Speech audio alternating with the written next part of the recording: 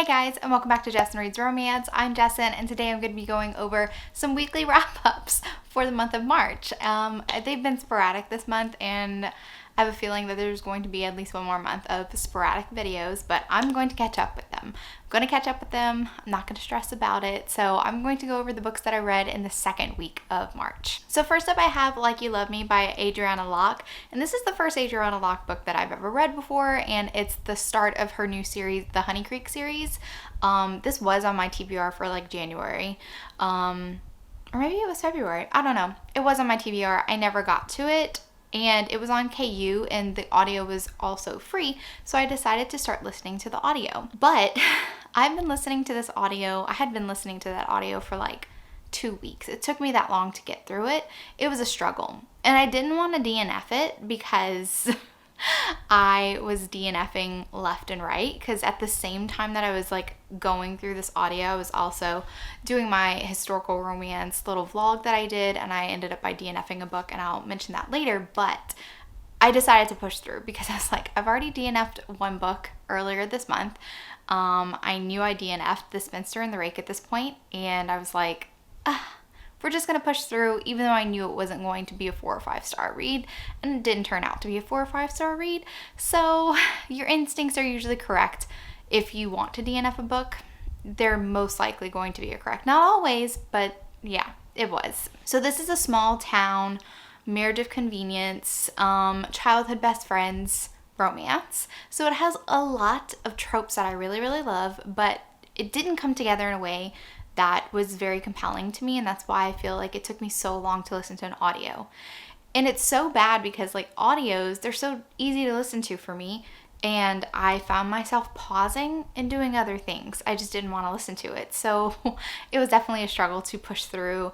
I really had to like coach myself and be like, you're not allowed to pause. You have got to finish this audio. You've got to push through. So our main character, Sophie, she owns a bed and breakfast, and this was actually passed down to her from her grandmother, and she didn't know that she really wanted to inherit it. Sometimes she felt like maybe it would be nice if she didn't have this tying her down, because she is struggling a little bit.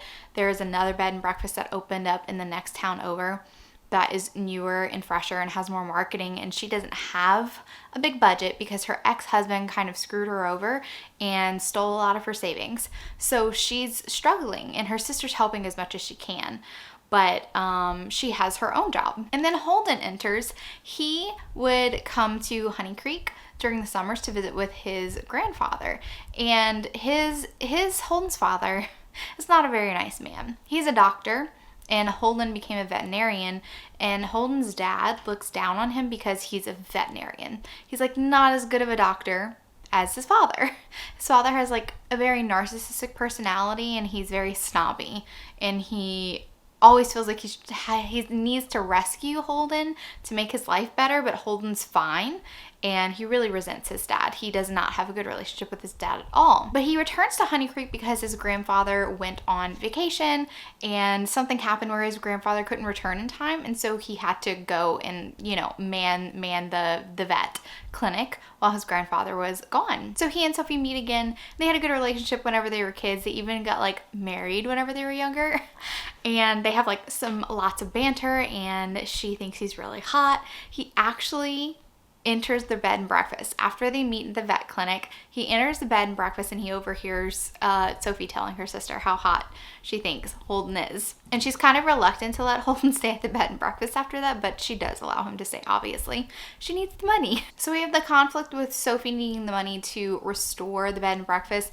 to its former glory, plus she needs to pay taxes, and she can't afford them at the moment. And then Holden's conflict is that in order to prove his dad wrong, in order to kind of like stick it to his dad, he has applied to this, I don't think you would call it a vet clinic. I'm trying to remember what it's actually called, but it's basically like one of the most renowned rehab centers for like horses, like raising horses and like other larger animals.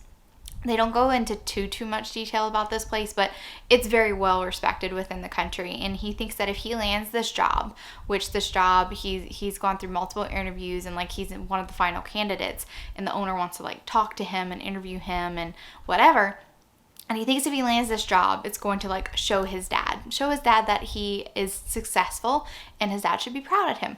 We all know as the reader, the dad's never going to be satisfied because Holden didn't take the path that the dad chose for him. So yeah, anyway, the problem with this is he just broke up with his long-term girlfriend, and whenever he was applying for the job, apparently the owner of this vet rehab center is very big on family. And when Holden said like he was a family man, he's been with his girlfriend for years and they're going to get married soon, whatever, and then they end up by breaking up.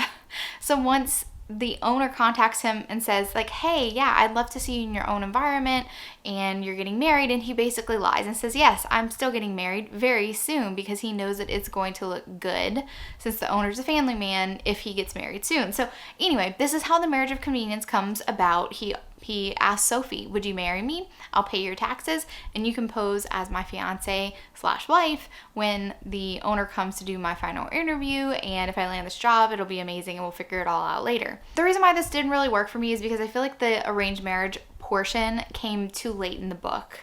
It was very slow in the beginning. I was very bored. I was like, I wish they would have gotten married sooner. And then once they were married, I feel like they didn't have enough time.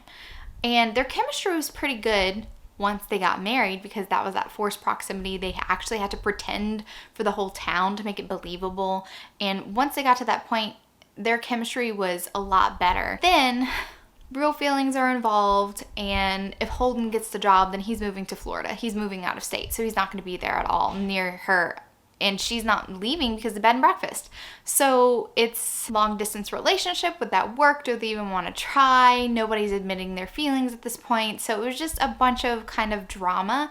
And I thought that Holden didn't have his epiphany until way too late in the book. I was very frustrated with him.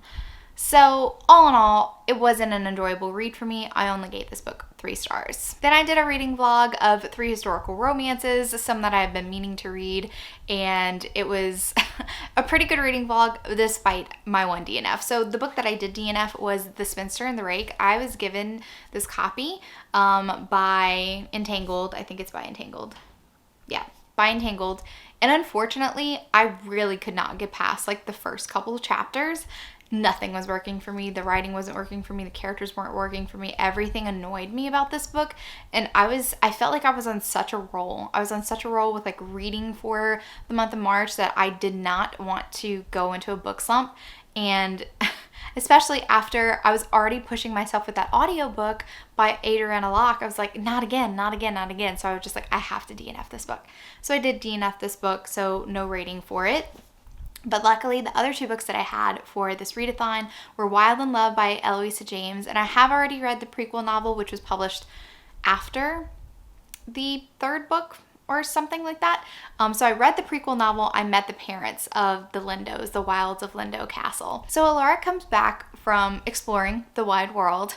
He has written kind of travel journals, and his reputation when he returns back to London, it has blown up. And there's a lot of larger than life stories about his explorations. There's a play called Wild in Love that basically dramatizes all of his adventures and makes them 1,000 times more exciting, but it's completely untrue. So he has this like a reputation, and he's like, I did none of these things, like, and they keep calling him Lord Wilde, and his name's not Lord Wilde, it's Lord Alaric. And so there's this perception, this public perception of who Alaric is, and it's really not it. His parents are holding a ball because his older brother North is recently engaged, and North is the heir to the dukedom. Their father's still alive. And so he returns home, and there's lots of people at his home and women are vying for his attention. But there's this one woman, Willa, and she is not giving him really the time of day. She's like, I haven't read your journals. I haven't read any of your books about your travels at all, but I have seen the play. So they have a really fun relationship because Willow's just like, you're pretty much the opposite type of guy that I want to get with. You're way too in the spotlight, and I want like a calm relationship. My parents were very like daredevils, and it got them killed. So I just want to avoid all of this, all of your drama.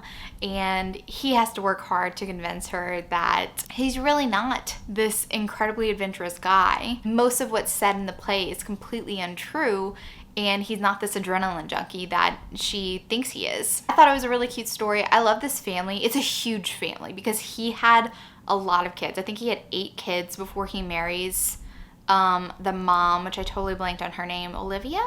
Can't remember. She had 1 kid, but they're still having babies. Like, she's even recovering because she just gave birth to the latest child. So they have so many kids. There's a cute pet skunk in this book, and I really like kind of like the drama that happened toward the end. This book is definitely fun. It's fun. It's a fun historical romance. I really like the vibe of it all, and I really love the family. The family's so freaking good. I love this family, and I will definitely be continuing reading in the series. Then I read Stranger in My Arms by Lisa Kleypas, and I read this for the Reiki Appreciation Society.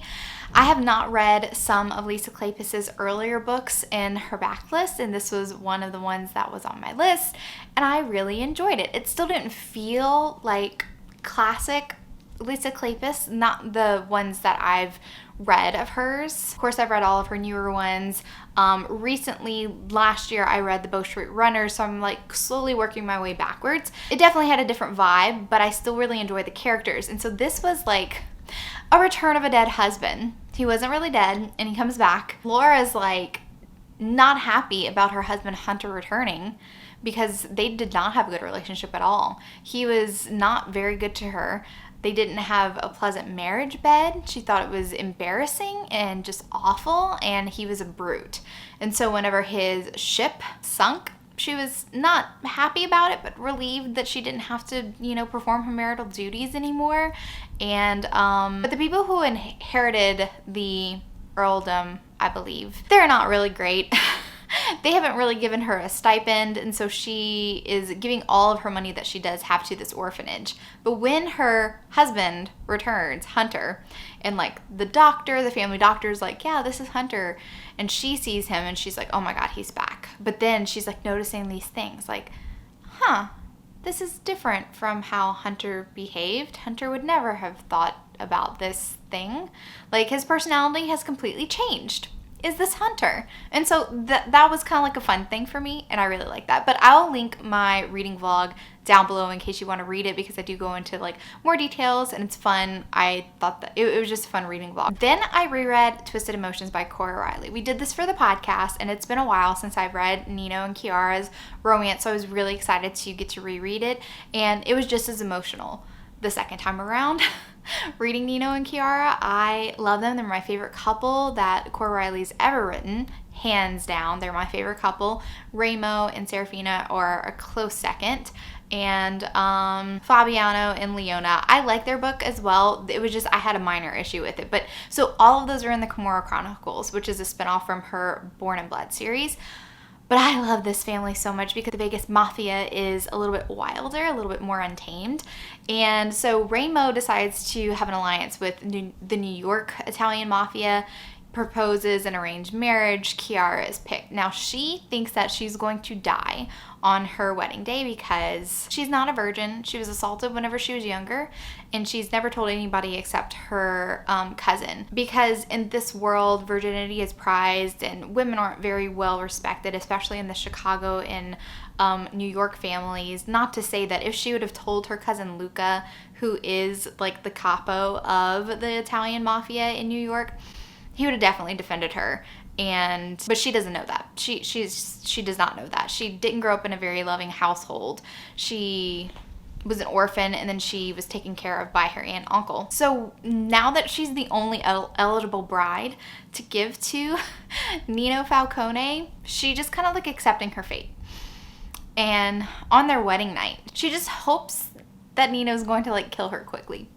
And his reaction is not what she expects, because he is absolutely offended on her behalf, and he wants to seek vengeance on her behalf. He was like, I don't care about your virginity, and you're mine, and somebody touched what was mine, so who was it? Because there's a ceremony when you get married, you like display the bloody sheets the next day to prove she was a virgin.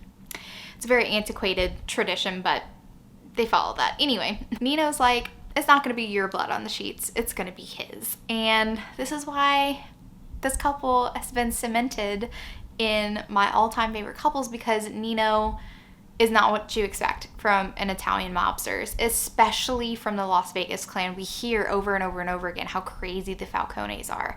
But Nino, he's like on the spectrum. And he says he has no emotions, and he's very logical and clinical. But the way that he is with Chiara, he knows that she's been through a trauma, and he is like, well, you're my wife now, and it's my responsibility to make you feel comfortable. And I'm going to take you away from this place, and you're going to be in Las Vegas, and nobody's ever going to touch you again. And he is so sweet, and he is so attentive to her and her needs, and he really does want to make her so comfortable. So it was just like, I wasn't expecting this vibe. I was not expecting this vibe. Anyway, love it. 5 stars, obviously. It's a reread, one of my favorites. Then I read Filthy Rich by Serena Ackroyd, which is the second book in her 5 Points Mob series? 5 Points Mob series. I think that's what it's called. People call them the Filthy Feckers. So this is the second book. And funnily enough, we kind of have a similar situation. We have an arranged marriage between the Irish mob and the Russian Bratva. And they've been engaged since Anessa was 16 years old. And Owen wanted really nothing to do with her because he's just like, I don't want to marry a Russian, and like, oh, she's a child. What do I want to do with the child? This is an age gap romance. So his brother went to the meeting where it was kind of like formalized when she was 16, and Owen has never met her until his wedding day, and he finally shows up. Like, he wasn't even at the rehearsal. Like, he's obvious, clear signs that he doesn't really want anything to do with Anessa. So during the wedding day, the bridal veil is not flipped over like tradition, like to reveal the face. And she's rumored to be like extremely beautiful, so he's like, something's fishy. Why did they not, flip up the veil to reveal my beautiful bride? And whenever he flips up the veil, she's very made up, but he notices. He's like, bruises are covering her face, and the makeup did a good job, but I can still tell. I can totally tell she was beaten. And he is completely offended on her behalf. And he was like, it was your dad, wasn't it? Like, he's going to totally pay for that because, like, you're mine now, and he's not allowed to touch my property. He should not have touched you for the past 2 years that you've been, like, engaged to me. So, like, vengeance again.